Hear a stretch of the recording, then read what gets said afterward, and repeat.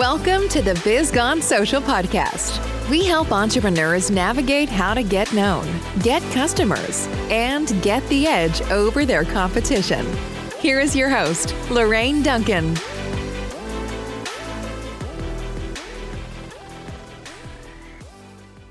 So here we are on the Biz Gone Social podcast, and I'm so glad to be here. And my promise to you, as always, is I want to give you a little bit of verbal caffeine that's going to energize your business, energize your social media marketing, and help you stay social. Because after all, don't you want to be the business everyone's talking about? I know I do. And I am so stoked to have a special guest here today, Nandia. Welcome.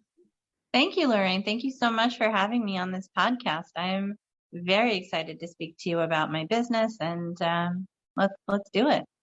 Yeah, I am too. And I was like, you're an attorney, and so I'm not going to tell anybody about your business right here. I want you to just say, how did that happen? How did you become an attorney? What were some steps along the way? And, what are some of your services you offer? And also, lastly, within that 3-part question is what sets you apart from other attorneys? So I am the child of immigrants. I myself am an immigrant. And one of the 3 things that immigrant children, especially from Indian backgrounds, get to be are doctors, lawyers, or engineers. And that's in reverse. First engineers, then doctors, and then lawyers. So I had the choice of 3 professions. And so that was basically the impetus for becoming a lawyer. After I became a lawyer, what I realized was that it's a powerful position to hold, not because I have power, but because I have the power to help people. And I have the power to implement change in a way that many people don't. And that sort of evolved into my mission of why I remain a lawyer. And because I really like helping people, and I like having the power to help people, to do things, to help situations where they may be lost, they may not understand what needs to happen. And so the philosophy at my firm is more like holistic law. So you call me if you have an issue. I'm your first port of call. If I don't handle it, I'll find you somebody who does. There's a lot of great attorneys out who also have the same mission. And as much as the popular perception of attorneys is that they're all money grubbing and so forth, a lot of us really just got into this to help people. And a lot of the areas that I handle fall into 3 categories. First is immigration, both business and individual. And then real estate, commercial and residential, both Connecticut and New York. And then also outside general counsel work. So, for example, you're a small business and you want to buy another business. Well, you don't have the wherewithal to pay an attorney $10,000 for that transaction, but you need protection because you don't want to buy someone else's debt. You don't want to buy someone else's tax liabilities, which go with the business and so forth. So you want to be protected, and that's the kind of stuff that I can help with. That's awesome. I love the fact that you say you come from a place of service. And, we all have in our heads, I don't, my uncle was an attorney. I have cousins that are attorneys. So I never really kind of thought of it in the sense of money grabbing, whatever. I just know that, if you want good service that you have to pay for it. And just like anything else, if you want good service, you have to pay for it. And you have the years and years of education to do that. So with that being said, is that you mentioned several areas that you work with. What is like by far your favorite area of expertise that you really hone down in and you could do all day, maybe for free, but you wouldn't? Well, the immigration, I have to say. I like helping people to become U.S. citizens, to become permanent residents, and bringing families together. And that's basically what our system is about, which is family reunification. And, who doesn't want to put families together? And also the business part of it is to help American businesses to be able to compete in the world. We need to have the right talent in the right place so that we can be as dominant as we have been. and continue to be that way. And that makes me happy because it helps people to achieve a lot of dreams, and it makes us a stronger nation. Awesome. And, I think about that is like when somebody comes with you, like, or somebody out there may know somebody who, is not an American citizen, is maybe in the process of possibly being deported or whatever. When in the process is it important is if you're here and maybe your visa is going to run out or whatever, and you want to stay longer, where in the process should that happen? As soon as you arrive in the country, or, as soon as you realize that you're going to have a problem? As soon as you decide that you need to stay here, that is when I need to be in that process, because it's not possible for most people to stay. If you come in on a visitor visa, you get 6 months usually, and then at the end of that 6 months, you need to leave. But that doesn't mean that you can't then come back as, say, a student or someone with a work visa, or, there are multiple ways to do this. And if you get into immigration court, we've already got a huge issue. So the sooner that you get that notice, the sooner you're going to have options for people to help you. And the sad reality is sometimes there just are no options. And so I'll just tell people to save their money and take the dollars with them when they get deported, if they have to be. It's the options are not great for staying in the U.S. As much as it may seem like it. You either have an employer sponsor you, you have a family member sponsor you, or you win an asylum case. And that's it. Those are the 3 ways that you stay here permanently. Wow. Yeah. I'm not very knowledgeable about this whole area, but it's, I do know some people who've been deported. I know some people who never came back. My brother-in-law is a landscaper. So, and I know other builders who have hired people just who were in this country looking for, some labor, and literally they got deported back. And it's like, they were such good workers, but it's like, they're gone. Right. And the misconception is, well, why don't they do it the right way? Well, unfortunately, our system is broken. Look, right or wrong, the system is broken. So we're not able to get in the right kind of labor that we need at the right time, which is part of why our unemployment rate is so low at this point, because we just don't have the labor that we need. And so whatever your views are on immigration, it's irrelevant if you're looking at the economy and you know that we have a need for XYZ and we're not able to get XYZ at the time when we need it. That's a broken system. Yeah, absolutely. Absolutely. Great stuff. You mentioned earlier when you were talking about, for instance, you gave the example about business, being a lot of us who own our own businesses don't think about things like LLC. Thank you. And I'm an LLC, but it's so funny. I just couldn't think of it. LLC and then C Corp, or, like what you should do. Are you just going down to the city hall and doing as business? What are the things you should do? What is like some advice that you can give to someone out there that really doesn't know like the legal ramifications of getting one of those things in place? What are some things that I know? What would you advise them? Would you advise them to go through an attorney, get something drafted? I mean, I don't know how much it costs now, but I remember when I first got my LLC, I think I paid like $300-400 to get that done. But to me, it was worth it. It gave me my business and it protected me too a little bit. You bring up a really good point with that, Lorraine. As far as the cost goes, whatever it costs you to get your LLC, INC, or partnership, limited liability partnership, whatever it comes down to be is the right vehicle for your business. You want to look at the cost of that against what you could possibly lose.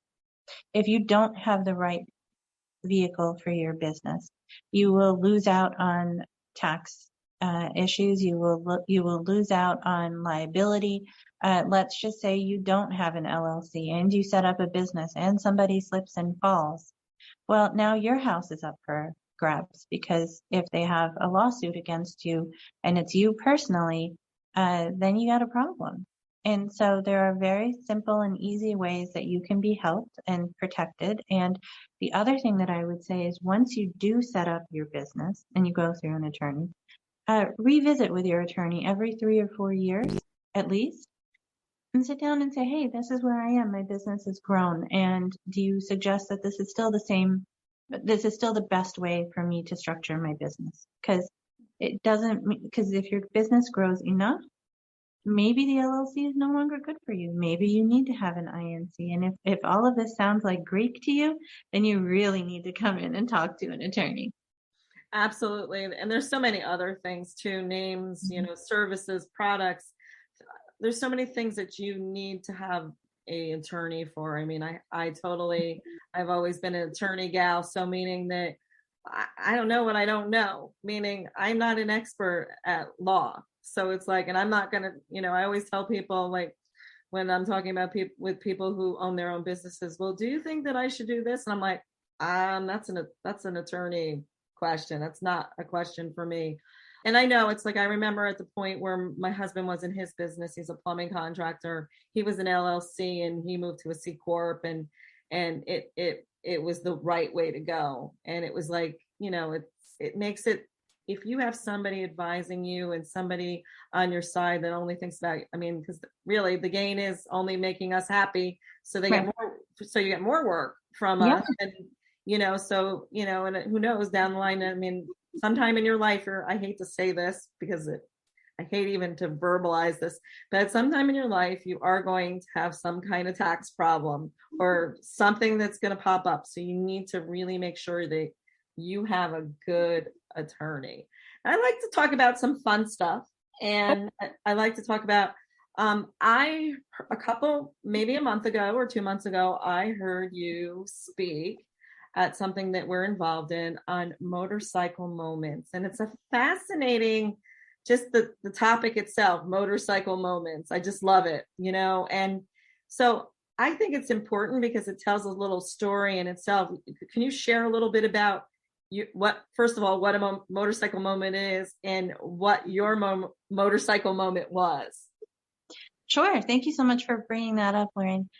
So I ride a motorcycle, which will surprise many people that look at me and say, well, what? You ride a Harley? And so when I was taking the class, I got on a motorcycle for basically the first time in my life after taking theory. So obviously practice is different than theory. And I wanted to be able to ride this thing, but I was in a parking lot. There was a gravel part of the parking lot that if I hit that, I knew I was going to wipe out, and I was so scared at that point. And I didn't know what I was going to do because I didn't know how to maneuver this motorcycle, and I'm heading towards this gravel pit, and I'm just like, oh my God, what am I going to do? And then I took stock, and this is all happening in the space of like 30 seconds, right? So this isn't like, lots and lots of time for me to reflect.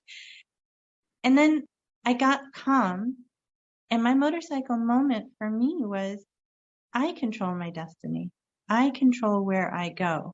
And so I took control of the motorcycle, and I didn't let the motorcycle control me. And that's a metaphor for life. So I didn't go into the gravel pit. I did not wipe out. And I was able to successfully complete the course, both physically and, getting my license, because that was where I decided, and I found the courage within myself to become the person in control as opposed to being, just riding along. So in life, there'll be pivotal moments that will teach you that you can either be buffeted by the winds of life and sort of go from here to there and be woe is me, or you can take control and say, no, I understand that this isn't pleasant. It wasn't a pleasant experience thinking I was going to wipe out and scared, but I didn't. And I've used that going forward in life where I've come to a crossroads where things have been scary, and I've just taken a deep breath and said, no, I will control the situation. Yeah, I think that's awesome, by the way. It's like, someday I'll have to tell you, I had a bicycle moment when I was about 17, 18 years old. So, and it's true, you do have to take control, because if you don't and you leave it up to the elements or whatever, you don't know where you're going to end up. And, really quick, what happened was I was riding a 10-speed bike, because I know everybody's going to be curious about it. So I may as well just say it now. Yeah, exactly. I was riding a 10-speed bike on 136. I was coming back from Campo Beach. And literally what happened is that there, somehow in the bike lane was this huge rock. Oh. I don't know where it came from. It must have rolled off one of the walls on the side there. And then, of course, there's the big curb. And then I was right next to the road. And at that moment, there was a car on the side of me. So I couldn't veer. And to miss it, I could then decide, and same thing, 30, not even 30 seconds I had. Right. I had like 4 seconds. Or I thought, well, if I hit the rock, I don't know which way it's going to throw me, because on the 10 speed, the tires are very tiny. I mean, thin, I should say. They're thin, but thin. Or I just slow down a little bit and go into the curve and fall on the bike. And that's what I decided to do. Yeah, I got a couple scrapes and stuff, but I'm alive. The two other options, I knew that going into the car wins. And the other option was not knowing where you're going to get flung to. So I totally get that. But in business, the same thing happens. Right. And so for all of you who are out there, there are some things that you can't control, which is true. There are so many, like I couldn't control why there was a car on my side, or why, whatever. We can't control those, the outside stuff, but we can control how we react, how we behave. Right. I just recently was listening to something, or I was talking with somebody that they were talking about, everybody reacts out of emotions instead of, if you reverse that, and if you react out of your identity, like for instance, you are a lawyer, I behave this way, this is how I'm gonna act, and then wow, I'm in control. That's what happened to you. Your identity, I am a lawyer, or I am Nandia, or I am the motorcycle rider. At that point, you're the motorcycle rider. How you behave is like, well, okay, I'm going to take control of the situation. I'm not going to and boom, then the emotions happen. I'm excited. I lived through that motorcycle moment. And it's the same thing in business, is that there are going to be some outside things that you can't control, but you can control what you know. And so, it's just, it's just, I love that. I'm just saying that whole motorcycle moment. It's like, that is so cool. I was like, you're my hero. Thank you so much. No, I really have carried that forward. And, when I had to deal with medical stuff in my family, and it was overwhelming. Again, I can't control why someone is ill. I can't control that they're ill.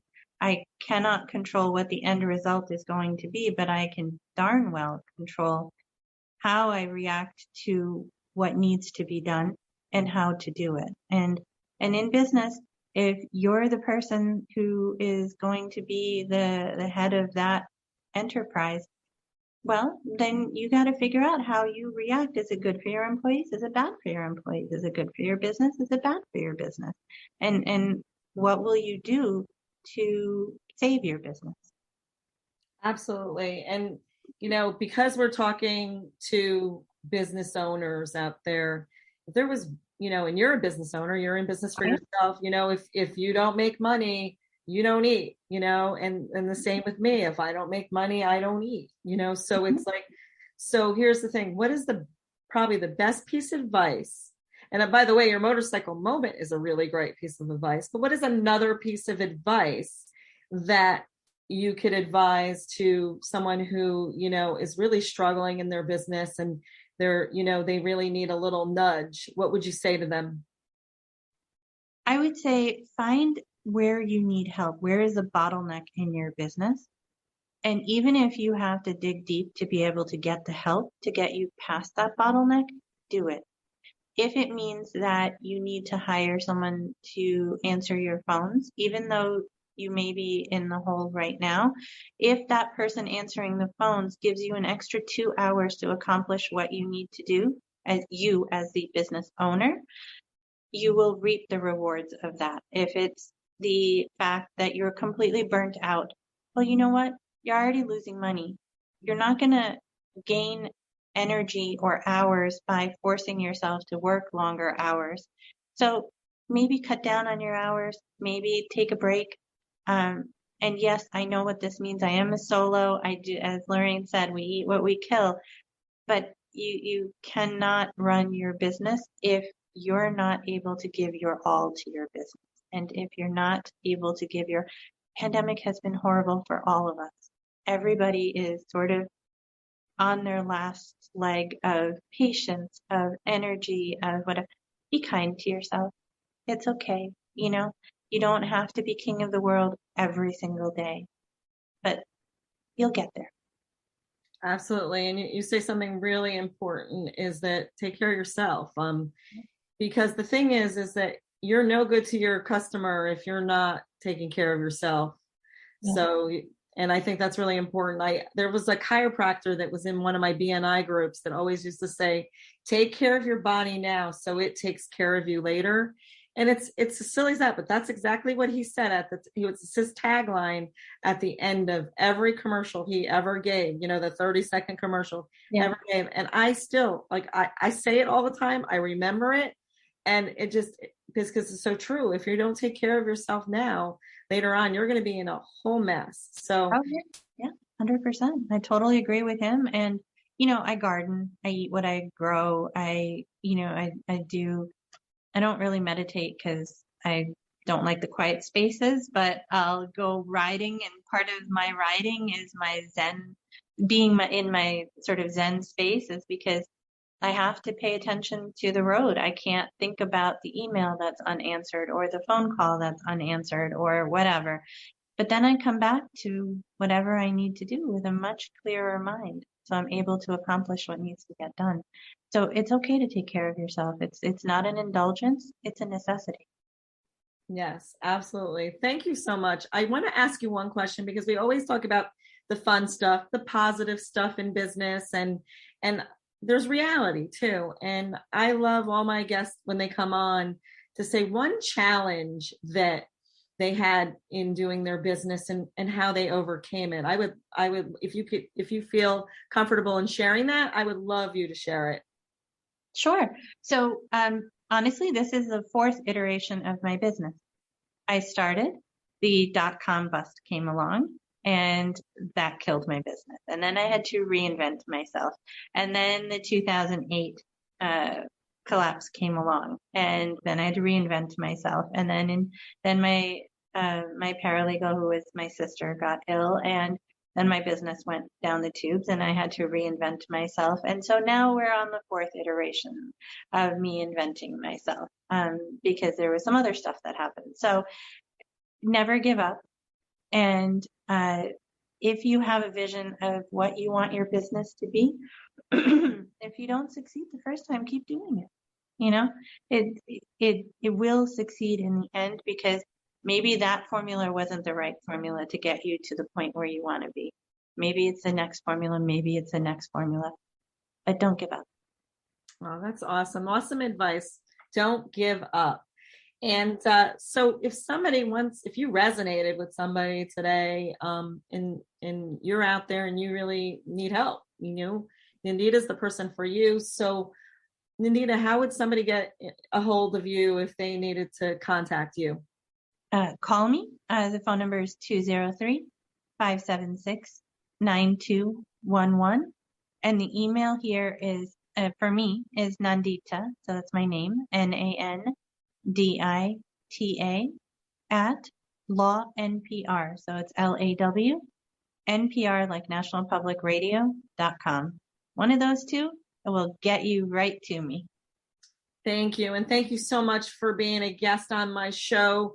And I will also make sure that all the social links are put below the podcast when it gets published. And until next week, I will see you soon. Thank you again. I really do appreciate it, Larry. Thanks for listening to the Biz Gone Social podcast. Find us on Instagram @BizGoneSocial for extra tips. Check back weekly for new episodes. Until next time, stay social.